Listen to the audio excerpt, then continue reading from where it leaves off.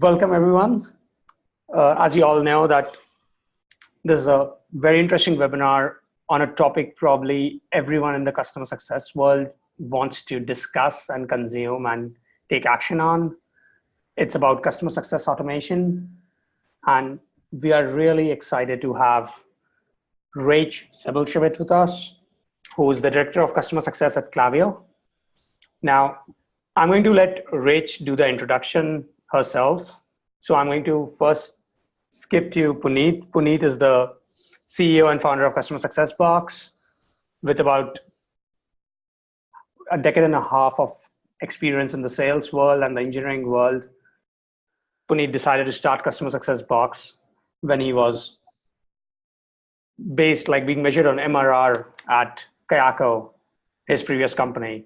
And it's been, I believe, about what, Puneet, 2 years of journey now?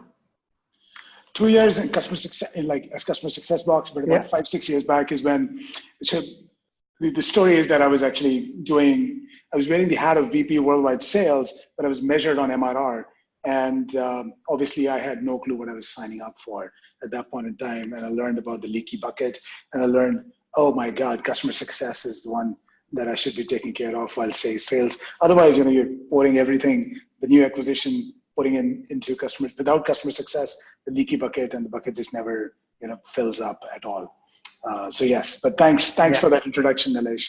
Yeah, and as for Rach, she has about 14 years of experience in the experience building program, scaling support and success programs in B2B, B2C, and NPO spaces. So you have someone who has worked across industries, across categories of industries. And the interesting story that Puneet promised all of you, I think I'll let Rach take over and share how she landed up in the world of customer success. Yeah, definitely. So hi, everyone. It's great to meet you. I'm Rach, and my background actually begins in the art world. I have a bachelor's of fine arts from Rhode Island School of Design. And after graduating, I set up my own dinnerware company and was teaching ceramics at a bunch of nonprofits. And then a crazy world catastrophe happened, and that was the 2007-2008 recession, and my company went out of business. And most of the nonprofits that I was teaching at went out of business. So, being a very small but scrappy human, I was like, okay, well, got to pivot, got to pay the rent. And I realized, I'd been doing all of this events planning and helping out around these nonprofits that I'd been working in. That's how I got into marketing. And so I worked for brought me back to Boston. I worked for a bunch of Boston-based nonprofits and secondary schools, and doing fundraising, which is the nonprofit version of sales, and event planning, and re-engaging alumni who had sort of departed and gone wayward from the nonprofits that I was working for. And very much stumbled into this amazing life-changing moment, which was I went to a conference because I was really frustrated that none of these nonprofits were using the tools that businesses were all harnessing, which of course were, email and websites and social media. And I was like, I'm going to go connect with other people who are thinking about this stuff. And I went to this great conference, and there was one particular breakout session, and this guy who was speaking at it had these 2 books written by the co-founders of the software company that he worked at. And he promised whoever asked the best questions would get a copy of the book. And so he starts talking about all these really interesting things, inbound marketing. I'd never heard of inbound marketing. Mind you, it was 2009, 2010. So it was okay that I had never heard of inbound marketing at that point.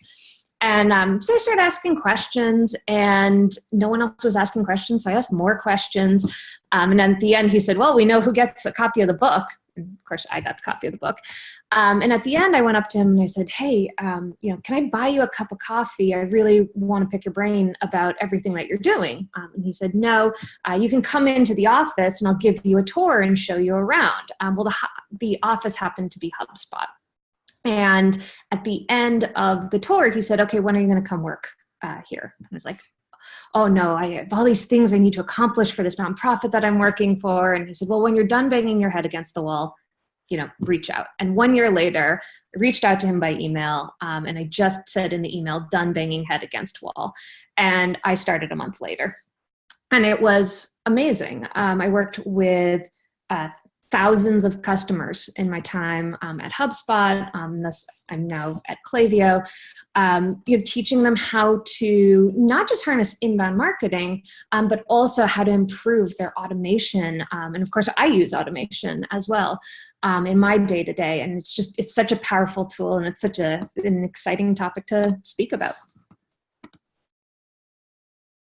Hey, amazing. And I think, one thing I took away from that story when I heard that first time was when the nonprofit industry, or rather the ceramic, so you were able to, move from the ceramic teaching skill to the HTML side of the world.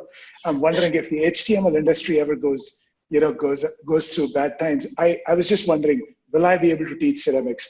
And looks like it'll be a very, very tough journey. So yes, but glad you're here on this side of the world where we make all the fine arts also go digital. Yes. Thank you. Good. So let's jump right in. So should we start by what Klaviyo does? Why don't you talk about your organization, and then we'll pick from there. So we are a data science company that provides various tools predominantly to e-commerce companies, especially automation tools. So with the tools that we provide our customers, they are really able to harness that power of data science and automation to prevent churn within the e-commerce space, and really create a dynamic with their customers that keeps them engaged and coming back. Awesome. So my first, conversation on, as a topic on this automation. So automation has got sort of two sides, and always seen people take two extreme ends. Of course, we have the world which says, hey, automation can be seen from miles away. I always know when an automated email lands in my inbox, and hence we should not automate anything. Everything should be personalized, everything should be human-driven, and this is when you deliver the best relationship, best experience, all of that stuff. And then there is the other camp, which is automation is the ultimate weapon. You succeed in automation, and that's when you hit all your goals, and that has to be the nirvana state of any organization, to automate each and every process that is out there that you can automate. So what's your take? Which side of the camp you are? And to automate or not to automate. Well, my side of the camp is always to be the most thoughtful with your audience. But I would argue that thoughtfulness absolutely can be empowered with automation. And so, you said something really interesting in there, which is, I always know, or one always knows when they've received an automated email. I'm actually not sure that that's true, because I think when you hit the nail on the head, you're using personalization.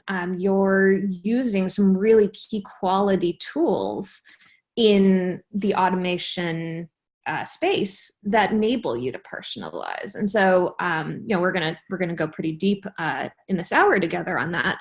I think that automation, you don't automate for automation's sake. You're automating because you want to create a personalized, data-backed experience for the population that you're trying to connect with.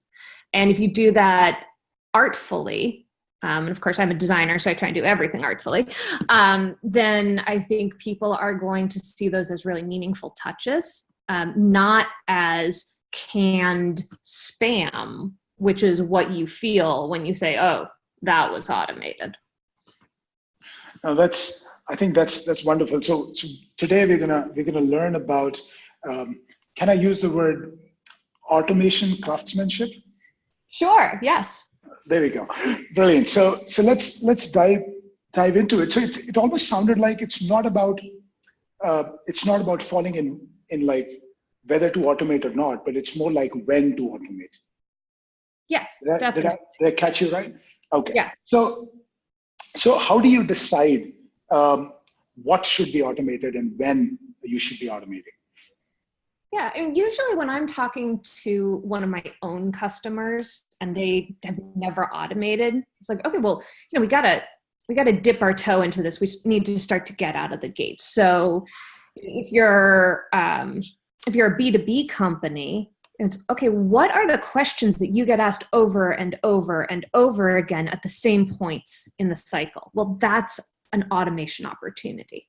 If you're a retailer, like an e-commerce company, what are the indicators that you've lost that customer, you're about to lose that customer, or someone has started an action but not completed? That's an opportunity to automate. And so, if you were in my head or we were standing next to a whiteboard, I'd be drawing out decision trees. And basically like great branching logic to say, okay, well, if somebody does A, send them this. If someone does B, send them this. And if you can start to talk about your touch points in that way, I always send an email when somebody asks me this. I always send them this resource. Well, you're starting to use the vocabulary of automation. That's so once you start to automate and how do you still keep the personalization intact? And how will automation be different from what we have seen from the bulk announcements, the broadcasting? Are they different? Are they same?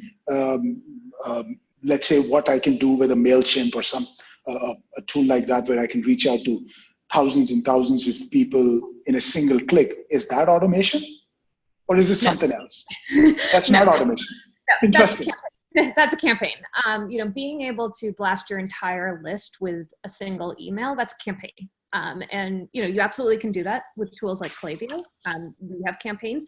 There are times to announce a campaign when you have a sale going on that is going to apply to everybody, or you have something that's affecting your users. If you're a B2B SaaS company, you may need to get the message out to everyone all at once. Absolutely an appropriate time to use a campaign. You want to use campaigns sparingly though, because just like, one size dresses don't generally fit every single human on earth, nor do emails. And so you want to think thoughtfully of, well, what differentiates this group from another group that would alienate group A, but entice group B? What is that difference? And, most of us at this point talk about personas and use personas. That's where you should be cluing in is, what do your different persona groups tell you?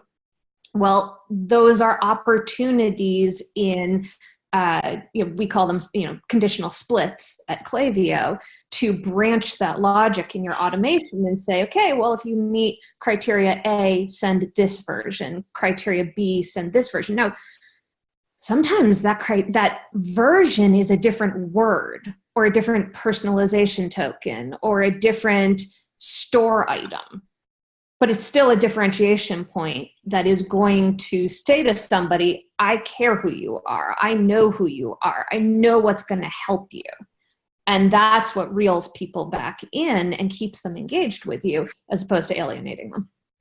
Interesting. And so one, of course, I think is great that we can differentiate based on personas, and we can not have one single message but multiple message. But what about the timings of those messages? So should the entire group, the subgroup of a particular persona, all those messages at the same time, or should that also be further personalized, as in where is that individual in that journey?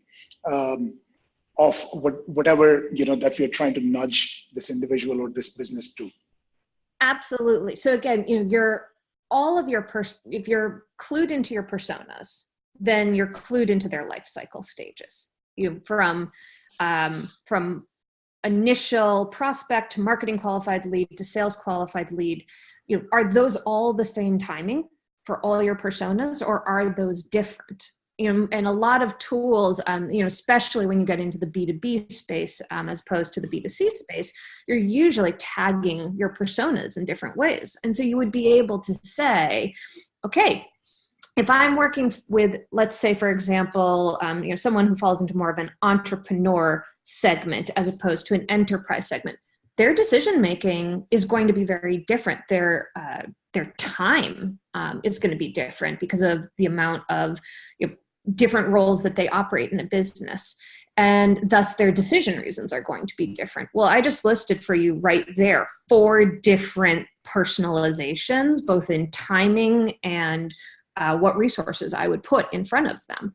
But as I say that, say all of this out loud, I'm thinking, of course, in the Klaviyo flows, our automation flows, exactly how I would make conditional splits for each of those and send them out. And, any great automation tool, you should be able to say, okay, delay for 5 days, delay for 4 hours, delay for 8 hours, and do that for each specific one.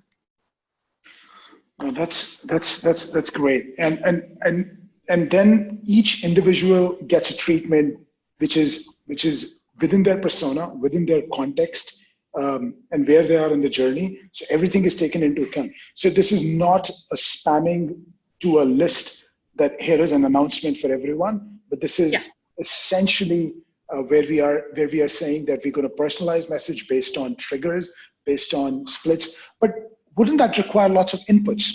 How will you get this intelligence? And of course, we live in an era where we have great technology which can enable this. But why don't you walk us through how you think about instrumenting, which will enable the magical automation that you're talking about? Yeah, I think it, of course, entirely depends on your organization and organization size. So, I just mentioned, if you're trying to target entrepreneurs, for example, with your own product, they probably have less time to acquire, to go through resources that you're sending. You want to help them make a decision quickly. Well, it also depends on what you have for your own resources. But at a minimum, if you have a sales team and if you have one customer success person, you're going to have ideas about what that timing is. Your sales team is going to be able to say, oh, on average, I have this conversation, I call back 3 days later, or I email 3 days later. That's your entry into automation. And the great thing about automation, or a good automation tool, is it's going to tell you what's your open rate, what's your click-through rate, and then you can start to adjust within there. You can A/B test as well, which messages work and which messages don't. But going back to your question about, or your comment about, blasting your list, if I sign up for an ebook today on your website, and another person signs up for that in 3 weeks, and 2 months from now you decide to send us an email campaign, we are in totally different stages of the decision process. And if you haven't lost both of us, you've lost at least one of us. And so you don't want to just send out to an entire list because at some point they gave you your email. You want to engage them thoughtfully when they're in the decision-making moment. And that's really important. That decision-making moment, when somebody comes to your site and downloads or looks for certain resources from you to make a better decision, that's when they're in their prime, and you want to engage them thoughtfully, not wait a week because you don't have an automation tool. No, I think, and this is great. So now let's try to switch a little bit of, you mentioned customer success. So automation, I think, in the marketing world, frankly, given the nature and the industry of marketing has existed for decades and decades and decades, and I think since the caveman we've been selling. But customer success, interestingly, which is what you're heading at Klaviyo, is a very new world.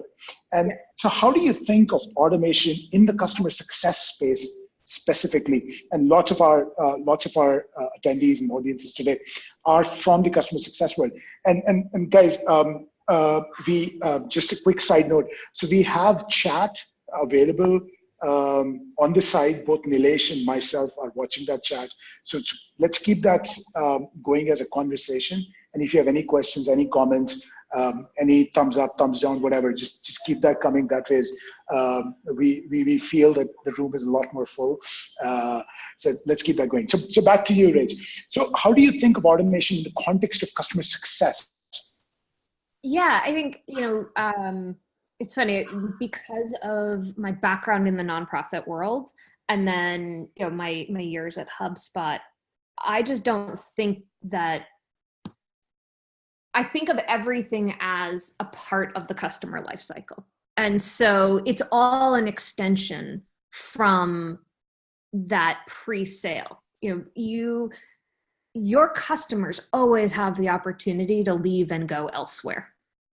And so if you think about that, that's how I think about automation is, okay, well, a sale may have taken place at your company. You may have acquired a customer, but you have to continue to engage so thoughtfully with that individual to make sure that they continue to experience a positive experience with your company and continue to get a return on investment on what they purchased. And so it's putting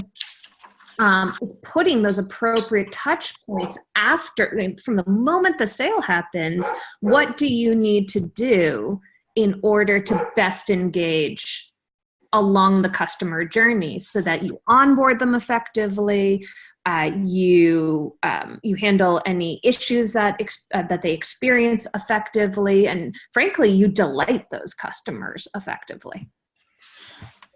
Excellent. And so, in fact, just stepping back now, as you were answering that, so one thought occurred to me: is automation necessarily just automating of communication or engagement, or can automation be beyond?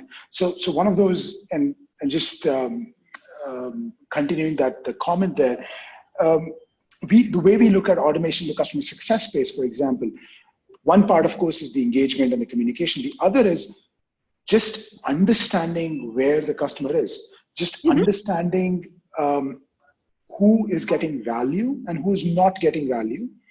Yep. By not always requiring to pick up the phone or take a flight and being in front of the customer. So at Previo, for example, how will you know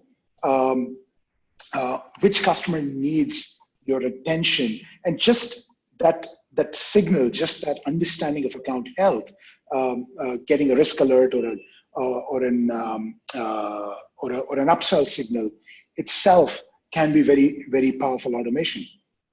Yes, 100%. I mean, it's, I think about lead scoring, for example, taking the exact same approach that you took when you were trying to sell somebody. Well, you need to flip that around. And it's actually now the reverse. It's no longer lead scoring, it's at-risk scoring. It's, which of your customers are happiness scoring. I actually prefer to think about it as happiness scoring, because if you think about it only as at risk, you're always in defense mode. And what you want to think about is, how are you using automation to tell your team, to tell everyone across the company, these are the customers who are so delighted by what we're doing. These are the customers who are absolutely at risk of churning. These are the customers in between. Don't forget your in-between customers. Those customers who aren't delighted, if something better came along, they would go elsewhere. And so using automation, you can assign health scores. You can assign internal emails. You can really start to understand more about your personas post-sale. You can also look at who are your customers who are, the right next step would be to show them an additional resource for an upsell, or just let them know, hey, you're not getting the most value out of your account because you don't have these features turned on. Yep. And maybe automation may be telling you to go reach out and have that conversation. Automation may be sending a quality targeted email from the CSM, the customer success manager, to the customer saying, hey, let's hop on a call. That automation can be your personal assistant that leverages you for a really personal touch point. No, absolutely. And one of the ways we will look at what you call at-risk score, we call it account health here. And the way we look at it is, what is the purpose of account health? What is the purpose of a risk signal, an upsell alert? The purpose of account health or any of these automated signals and triggers is essentially, the way we put it is to orchestrate a customer success manager's attention. So as a CSM, I come in the morning and I look at, okay, I've got my 200 accounts or 100 accounts or 50 accounts in my portfolio, but I don't know who needs my attention today and why. So I think the first bare minimum automation / intelligence that we can add, or what the intelligence that automation can add, is to orchestrate the attention itself. And once we have the attention on that account, that is when we can decide now whether we want to sort of dive in or do, and dive in as an individual, or maybe put them on a different automation path and trigger that, and then I can dive in. So that's one part. But speaking about, one of the most interesting questions I've always found, let's say I've gone ahead and automated. Let's assume I've figured out my personas, I've figured out the right segments, I know the best paths to automation. Now we all know that automation will never succeed 100%. It might succeed 99, 95, more in reality, 80, 70, maybe 50, if that's our first attempt to automating any problem. So I think one thing that you already mentioned is very clear. So as we're moving forward, we will need to continue to A/B test, because things will change, and that's how we improve the percentage as to where it's going to be effective. But my question is, what do you do when automation breaks? So we automated something, the purpose of the automation, let's take onboarding as an example. So let's say we've put together a customer onboarding flow, and we have automated it. It's a series of communication that hits each individual customer based on their context within the journey as to where they are. But we realized that it's successful, let's say for 60% of the customer, but it broke at some stage for 40% of them. What do you do when automation breaks? So I don't know that I would call that a break. I think it's an opportunity. Thomas Edison has the saying, his lab assistants came to him after the 1,000th filament in the light bulb didn't work and said, we failed. And he said, no, we found 1,000 things that don't work. That's the whole point here, is actually, if you're doing great automation, instead of having 30 team members all going off and doing their own thing, which frankly is not very measurable, instead you're able to measure it within the system and say, wow, for 60% of our customers, this works. Okay, well, what have we learned about the 40% that it doesn't work? Maybe you've uncovered a new persona. Maybe you've uncovered that, for that 40%, you do have to offer a personalized touch, but offer it at the end of that. And, so that's where that refinement and that A/B testing and that design thinking really comes in. Right. And I think that's a wonderful way of saying, no, we have not failed, but we've actually learned that it works for 60%. And now we have to figure out why it did not work for 40%. I think that's a wonderful way of looking at whenever we see automation sort of getting to that point where it did not work, and this is the learning. One of the ways in our customer success, just chiming in there, is we have seen that if we want to optimize for human intervention, as a lot of our audience is B2B SaaS, and a lot of the B2B SaaS today is expected to deliver a lot more than what we were used to, a decade back. That basically means that, yes, that basically means we are solving a lot more complex problems, which basically further means the product itself has lot many, wiring and complexities there, which may not necessarily be as simple as, a Netflix, which is obviously far easier at its UI and as a more direct purpose. I'm not saying Netflix is not complex. I'm sure they've done a great job. Nothing against Netflix, of course. But the B2B SaaS world, I think one thing that we've seen, so we need to optimize for human intervention. Now, how do we decide to play with that? So we set up a journey on automation. So let's say the onboarding journey on automation. But wherever there is a point where the automation is not able to nudge the customer to the next onboarding step.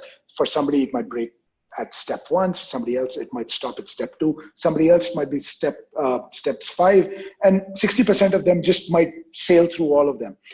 And wherever we see the automation got stuck for certain personas, certain cases, certain contexts, that is where we actually don't just leave it there, but that is where the system should actually trigger, which of course can also be automated, trigger a human intervention.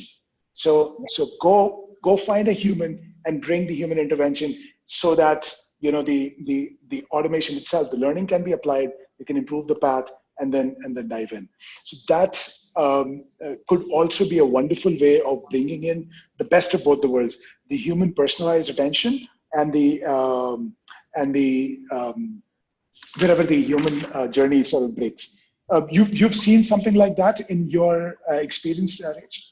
100%. I think the reason that your customers are asking for so much is because they want your support. That's actually a great thing. They want your expertise. A lot of the software companies that are out there, they're not just providing a tool. It's not like we're giving out hammers, electronic hammers. We're changing the way these businesses can run their operations, and that's huge. And thus, they want advice on how to do it better because they're trying to do something differently. If you think about Apple, it's like one of their slogans once was "Think differently." Do differently.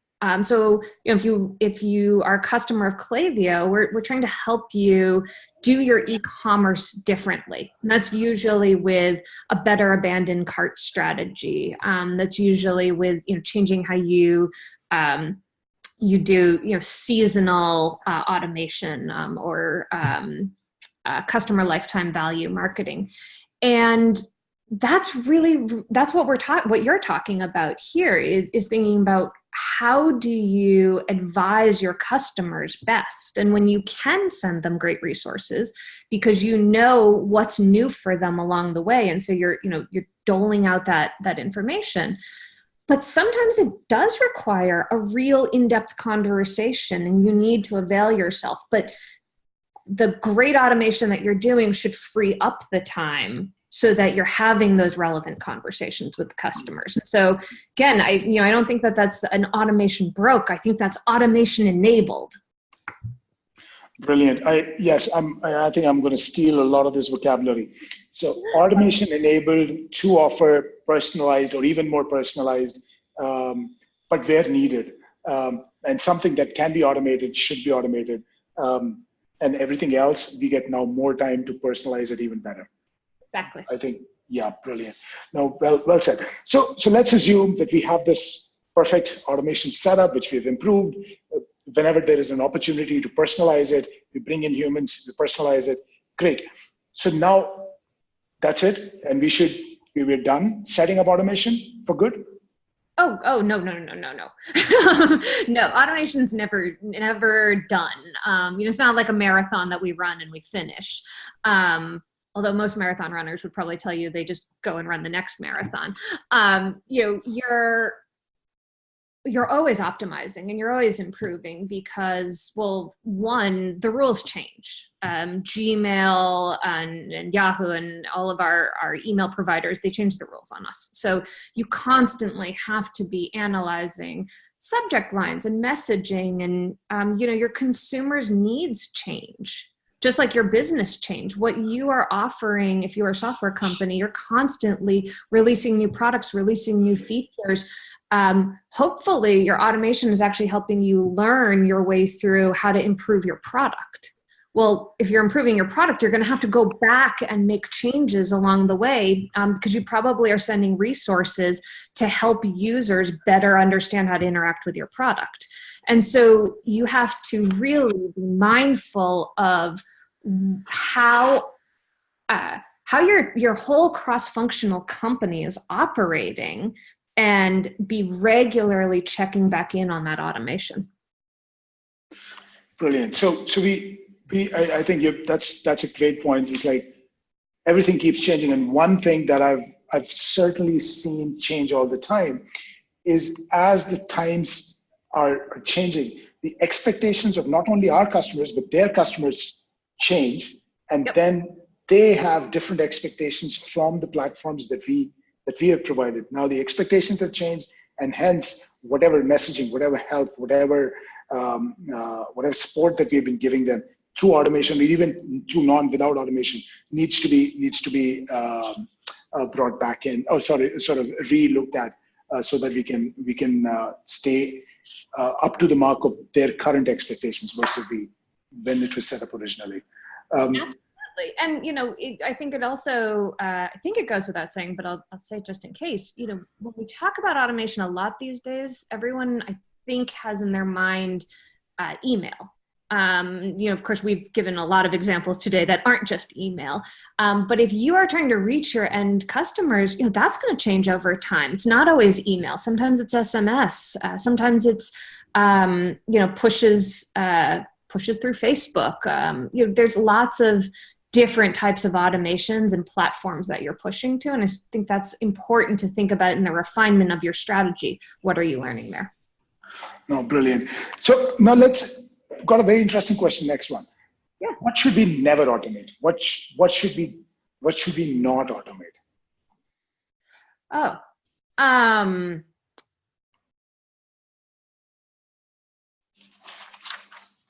Or should everything be automated? Yeah, should everything be automated, or should nothing, or should things? Is there things you should automate? Life-saving measures, potentially, but no. I think again, it's you need to scrutinize how you're doing the automation. Again, you can put very personal touches in there. And so, let's use NPS, for example. Someone gives you a very poor net promoter score. There is absolutely a way to reach out incredibly thoughtfully and say, thank you for letting us know that our product is not meeting your expectations. I would love to take the time to have a conversation with you and see how we can better meet your needs. Well, that's an automated email that I'm sending out. I'm not just picking up my phone and blitzing them in the middle of the day to have a conversation with me. But I'm thoughtfully automating. That's going to have a, hi, Puneet, this is Rach. I saw that you gave us a, hey, whatever the score is. You can still automate those difficult moments into being relevant personal touch points. That's a good one. And then once the touch point really happens, then the conversation that will happen should obviously be very, very personalized, and all the objections should be handled in a personalized way. If you're crafting a decision tree or an automation flow, mm-hmm. there are plenty of branches that are going to result in a human conversation. And that's not saying, oh, well, here's the point where automation doesn't work anymore, switch to human. You're saying, no, automation is going to be the vehicle to get the human conversation. Yes, I call that the hybrid approach. Yeah. So we optimize for human intervention, and we of course optimize for automation. So the central branch, as you your team is vertical. I always look at the branches horizontally, but yeah. So the branches, so the central branch is automated, but as things happen on any of those sides, we bring in humans, and then so that they can spend the most personalized time. I think that's great. So with that, I'm gonna sort of ask you about resources. So if I do want to automate and want to leverage the maximum of automation, where do I go? What all platforms, what all tools, what all resources can I use for automation? Yeah, I think that that of course depends on the space that you're in. And so, if you are trying to automate because you are a business to consumer, especially, like an e-commerce company, you of course can use a product like Klaviyo to automate and set up flows to capture more revenue from the emails that you're sending. If you are a B2B company and you are looking to better improve your marketing, you have resources like a HubSpot or a Marketo that you could use to do those types of automations.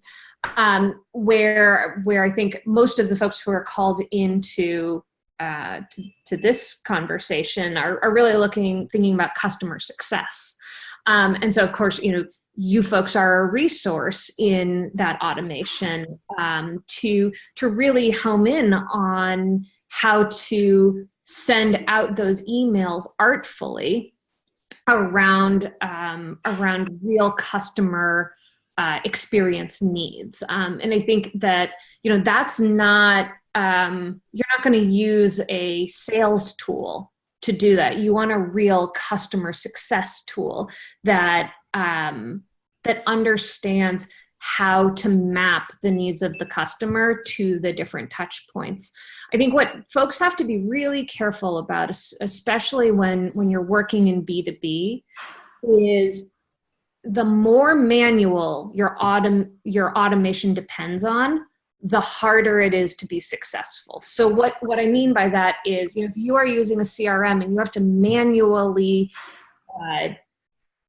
change customers to at risk or delighted, that's a point for human error. And you need to really think about the cost of that human error. If your automation should be, your health scores should be looking at how often are your customers logging in? What is the ROI that your customers are getting from your product, which of course can be very different depending on what kind of SaaS you're selling. When was the last time that the customer success manager did check in, if that's an important part of the dynamic? When are there upcoming renewals, or are you on month to month? Those are all things that start. Also cases, customer support tickets, or open known bugs. All of these go together to craft a health score. And if you're trying to, I'm literally doing it like this because you're trying to toggle in a CRM every time you learn a data point. Well, how could your customer success managers possibly manage a volume of customers and be accurate?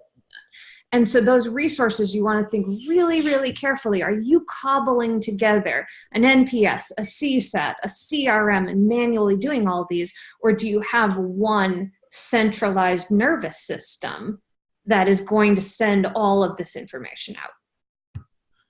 No, I think, in fact, I will even challenge that if an automation will be triggered by a manual input, I will question that, is that even automation? Right. And hence, I think by nature of certain platforms, it might be needed, but in at least the customer success space today, you and I are leaving so much digital footprint behind, and especially in SaaS, everything is a digital footprint. That we can practically, get more automation than we can ever consume. And in fact, one of the few things that I can share here is that almost all our customers already have some sort of an analytics tool in place: Mixpanel, Segment, Heap Analytics, Amplitude, all of these. But all of them produce, and they serve a very important use case, but for success managers, it's just too much data. Yep. So they're not been able to consume it effectively, and it's usually overwhelmed. One of our jobs is, at customer success, is to just bubble just the right amount of data for the right account, the right alert, and at the right time, and so suppress a lot of noise which data otherwise can produce. Just data is not automation, but you definitely want to drive insights from there and then lead it into that decision tree that I think, Rach, you mentioned. It's important how we configure it. I think what you just mentioned also is really, really important. What our role is as customer success people. Our role is to not confuse our customers. Our role is to unblock impediments to their success. Yes. And so, I think about, I recently signed up for a gym, and they have swimming lessons, and I started getting so many emails from them. Now, again, I am now a customer. So this is customer marketing, not pre-sales marketing. And I got this email saying, your swim lessons are going to expire soon. And I was like, wait, what? I was told that these didn't expire. And so immediately you now have a customer who is frustrated and confused. And I couldn't get a hold of a real person because the way they set up their automation, I couldn't reply to the email and have a human email me back. And, this is where I always try and be actually extra nice, because I'm like, okay, I'm going to go really angry on them, but because of, my own personal role. But I wanted to educate them and say hey, you got to stop doing your automation this way because you're causing a lot of confusion. No, I think that's a great example of over automation. Yeah, exactly. I get 9 emails from them a day, and it's like, guys, whoa, I love your yoga, but come on. Cool. Well, with that, I think it was a wonderful chat, Rach. Thank you so much for sharing your insights on automation and talking about the branch trees and how so many of those branches will open up opportunities to learn and engage. I don't see any open questions at this point in time, but I think it was a wonderful talk. Sorry, actually, I just have one question. Okay, thank you. How will you automate renewals? How will you automate upsells? That's a great question, actually. How would I automate? Yes, please, go ahead. Yeah, so I think,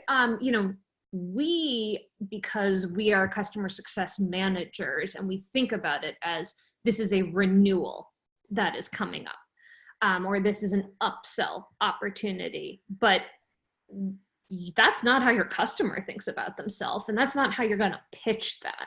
And so what you want to think about is, as professionals who talk to customers, what do you know about your renewal cycle?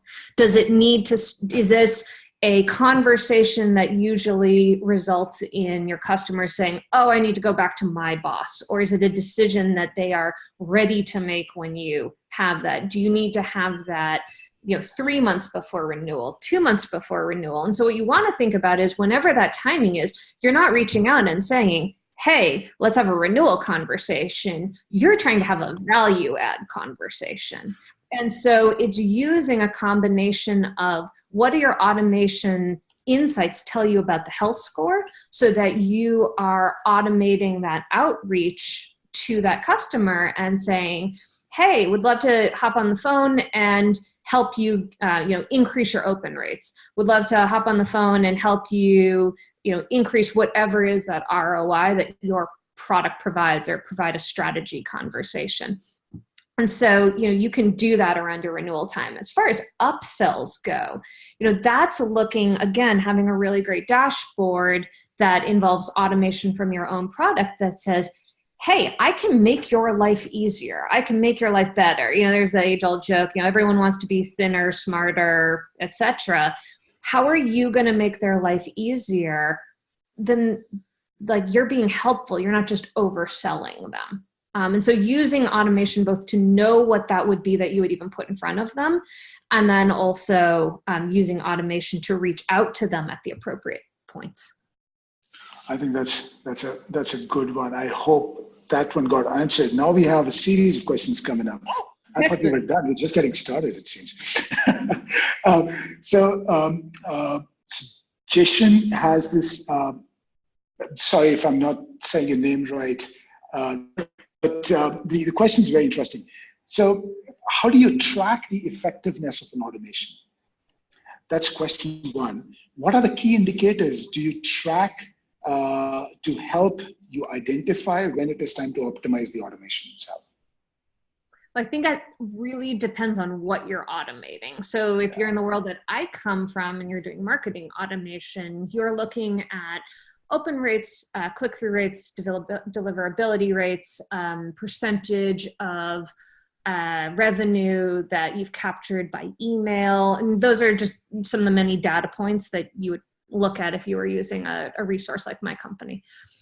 If you are a SaaS company trying to look at the ROI on automation around customer success, then I would be looking at, have you lowered your churn rates? Have you enabled, how does this automation enable you to do more with the humans that you have? You know, have you been able to lower your headcount or maximize your headcount? So that's how I would look at it. Yeah, I mean, like specifically. One thing that you know, I feel like we don't really talk about all that much, but you know, automation of your NPS should enable your product team to learn more about what areas of the product to improve. You know, so that's another point, is how many product improvements came out of these automations. No, I think that's a good one. And speaking specifically of customer success automation, so one of those things that we track, and not necessarily on automation, but overall as well, the effectiveness of a customer success team and the platform and the technology is going to be your accounts to success managers ratio. How many accounts is a success manager is handling on day zero, like for example, when somebody deploys customer success box. So this is something that we start as a benchmark, and then we set up quarterly targets of improving the accounts to CSM ratio. Now, and our goal usually is that in a typical B2B SaaS case, you've always have tiered approach. So you've got tier 1, tier 2, tier 3, and tier 3 is usually not under customer success programs. So our job is to sort of improve the accounts to success managers ratio so much that we can extend the program to more and more tiers who would have not enjoyed the customer success programs otherwise. And then hence bringing the cost of delivering success per account lower. And that could be one. I hope that answers your question, Jason. Next question from Ishwar. So is automation done by SaaS companies themselves or integrated into existing CSM softwares? So essentially, I think this is a golden question of buy versus build. To me, this question sounds like, should I build my CRM or should I buy one? Yeah. But I don't know if you look at it differently, Rach. No, that's exactly how I would see that. Is okay. You know, are you going to build this yourself? Do you have those expertise and capabilities? And you know, really mapping out, you know, what do you want? What do you want to surface for your team? Yeah. You know. Yeah. I just have a feeling that I know I've got very strong feelings, strong opinion on this one, guys. So Ishwar, nothing against it, but as B2B SaaS companies ourselves, and I think everybody on the webinar today is B2B SaaS, because that's typically who we reach out to and who sort of engage with us. And as B2B SaaS, we are in a business of productizing solutions. People, not just one individual, not one business, but across, you know, the industry have common problems. So we find a solution that, okay, if not 100%, but at least 80-90% of the use cases are solved by that productized solution, and everybody gets to pay a percentage of the fee. That's the entire ROI of a SaaS product. And everybody knows that if, for example, I don't know what business you are in Ishwar, but let's assume that you are a CRM company, and I don't know if you are a CRM organization. If you want to chime that over chat, we can pick the exact example. But if you're a CRM company, should should customer success box be building our own CRM, or should we be using your CRM? Very likely, we obviously want to use your CRM, because it'll be an uphill battle to build a CRM. It'll be expensive, time, effort, energy, focus, everything gets lost there, versus buying an off-the-shelf where you are an expert as building that platform, and hence the same applies to customer success. I'm not saying customer success box is the ultimate solution. I think there are lots of solutions out there. Some will fit some better, and we will fit some better. And I think you're obviously welcome to check us out. But yes, at the customer success tech, speaking for the customer success technology industry, you should definitely be using customer success technology very specifically. That's my opinion, of course, but you're free to decide.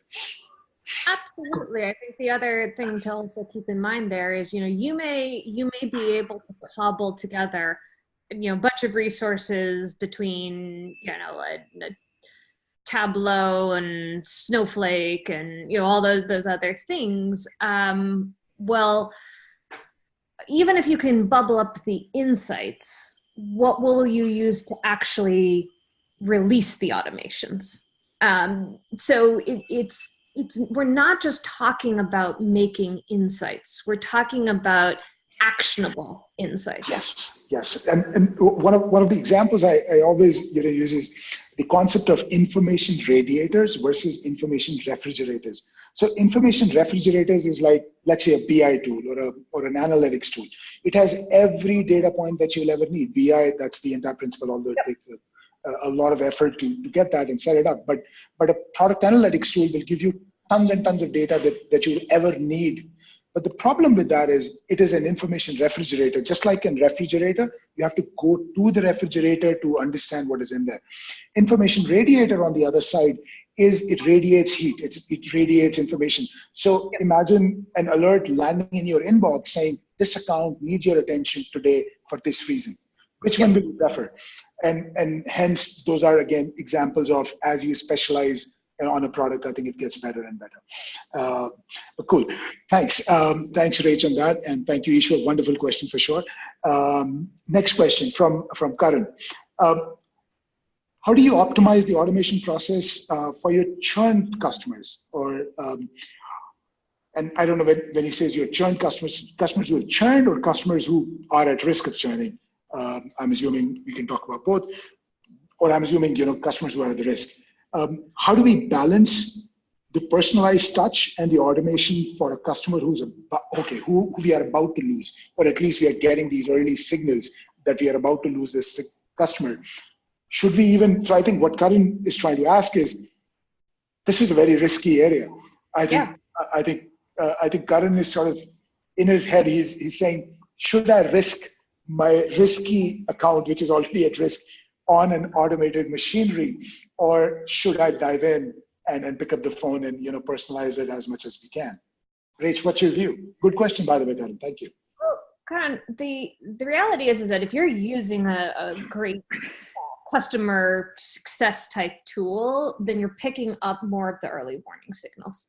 And if you're picking up more of the early warning signals, doesn't have to be a complicated decision tree of emails that you send out. It can simply be, hey, it's been a bit since we chatted, would love to hop on the phone. A little more personalized than that, but the point there is, you're putting out the opportunities for exactly the personalized touch that you're trying to cultivate in that moment. Or maybe the version of automation that you're looking for is always knowing you can rely on your system to surface to you to go pick up the phone and call that customer. Either way, automation is the vehicle that got you to take the action. No, absolutely. And in fact, I'm going to go back to something that Karan and I spoke about. Just the fact that you can get that risk signal proactively, 6 months before the actual renewal date, or maybe immediately when the account sort of in real time, let's say with Customer Success Box, we refresh the account health every day. So if you can get a signal a risk alert, an account which shows into poor health, immediately, proactively, that itself is automation. The fact that you're getting the signal and hence creating, as Rach was saying, an opportunity to learn, engage, and fix the issue proactively itself is automation. And I think communication is, like Rach mentioned, maybe you can trigger a setup of a communication automatically, but you definitely want to jump and personalize and understand. It seems if that's what if we are not getting any clear signal as to what the challenge is. I hope, Karan, that sort of gives you something to think through. And again, churn is very sensitive, so it's your call in the end, of course. So let's, and by the way, there might be some cases, in the e-commerce world, I think Rach can talk about it. Is that a $10 churn that you're worried about? Is that a $100 churn, or is that a $100,000 churn? And that can also hugely, sort of give you more tools or take away tools from you as to how you want to deal with them. If it's a $100,000 customer, you pretty much going to get pretty much the might of the organization that you work with behind it to solve it. Yeah, lovely. Let's move on to the next one from Heather. So is the B2B SaaS customer success space, in the B2B SaaS customer success space, do you have any benchmarking data on staffing saving as a result of automation?